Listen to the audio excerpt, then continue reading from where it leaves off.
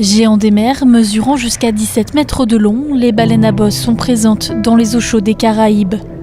Ces cétacés à fanon parcourent 4 à 5 000 km pour revenir au printemps sur leur lieu de naissance afin de se reproduire.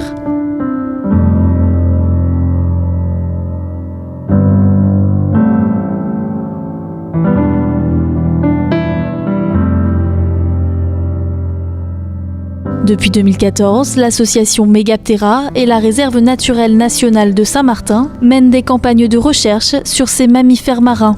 C'est important pour la conservation de ces baleines parce qu'en fonction des mouvements qu'elles vont faire, il va falloir qu'elles soient protégées sur toutes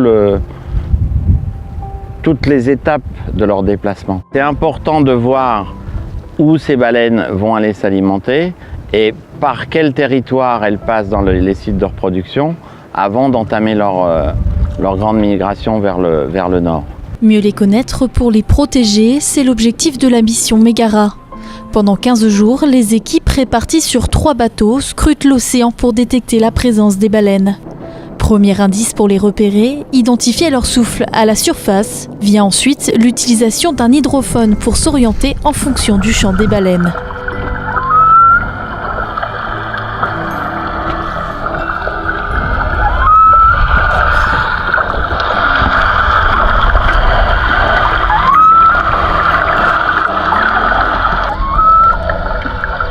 Si ce sont uniquement les mâles qui donnent de la voix, l'identification d'un chant noté graduellement sur une échelle de 1 à 5 est une bonne indication de la présence des mammifères.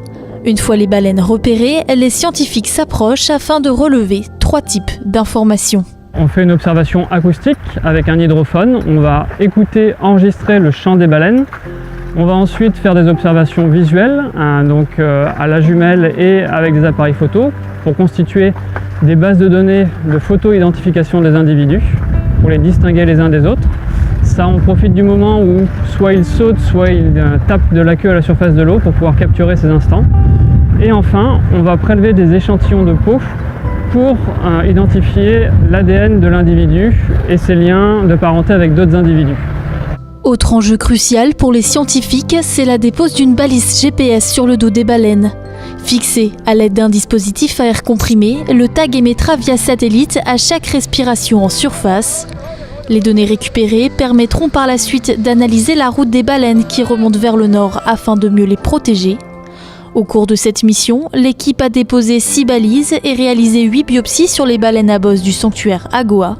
La mission Megara, financée par un programme européen Interreg, devrait permettre de croiser ces données scientifiques avec les chercheurs du monde entier.